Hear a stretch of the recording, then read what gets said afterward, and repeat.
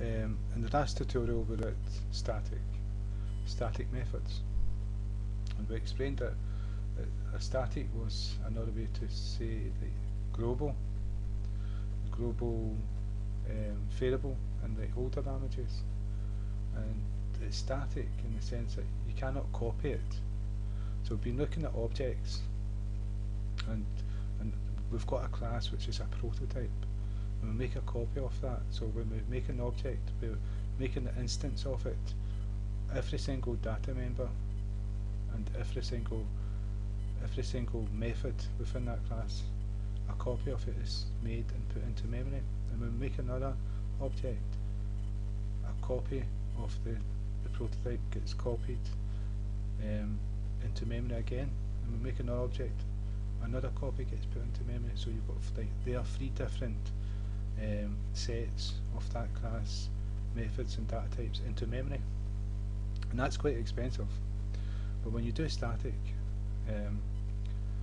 what it does is it only makes one copy. So even though each object has got a copy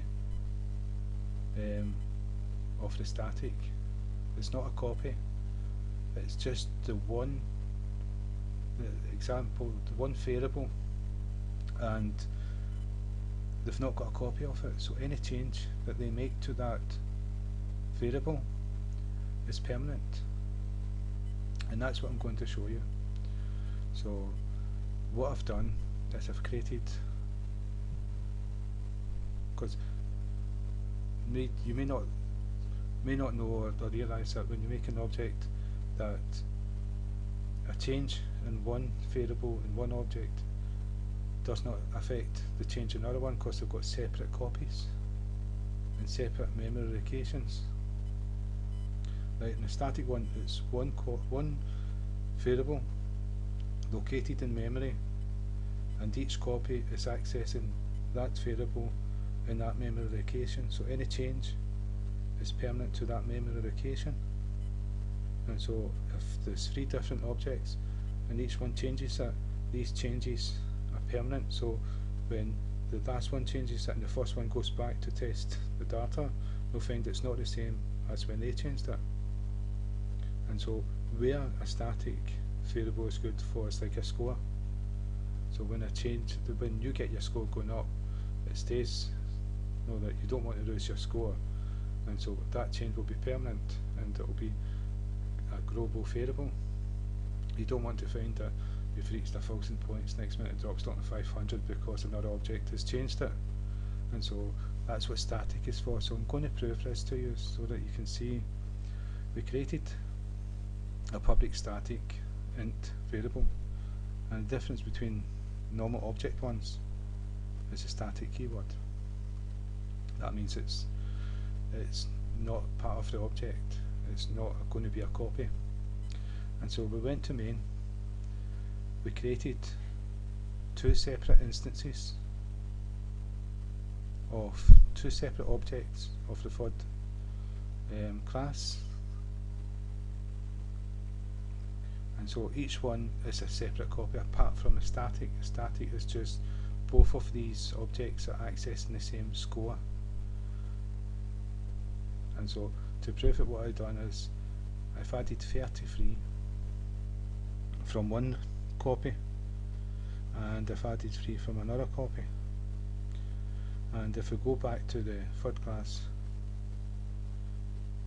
when the constructor assigns 100 to score, and so it starts at 100, but add 33 so it becomes 133. The other object adds 3 to it so it becomes 136, and we'll access it from outside the class as well, the static way.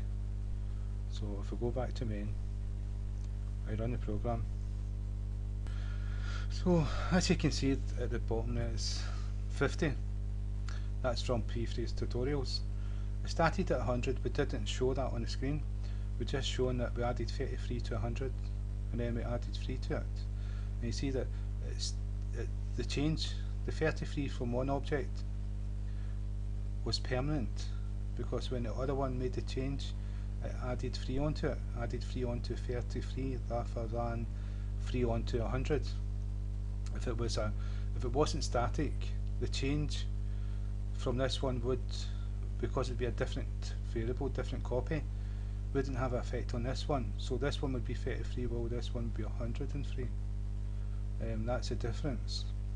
And what we're going to do is we're going to access it from a static way. The static way is not creating an object,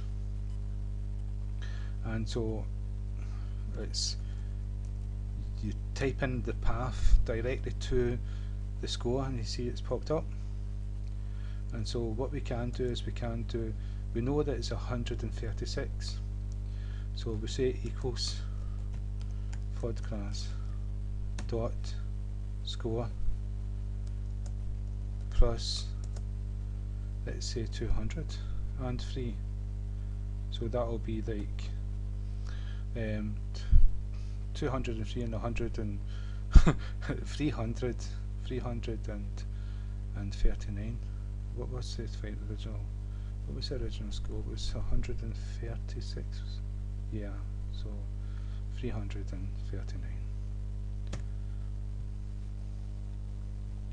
Right, so that will add 203 onto it. And so what we're going to do is we're going to print it out to prove it. Again, we've got to prove it. And so what we're going to do is we're going to paste the static version in.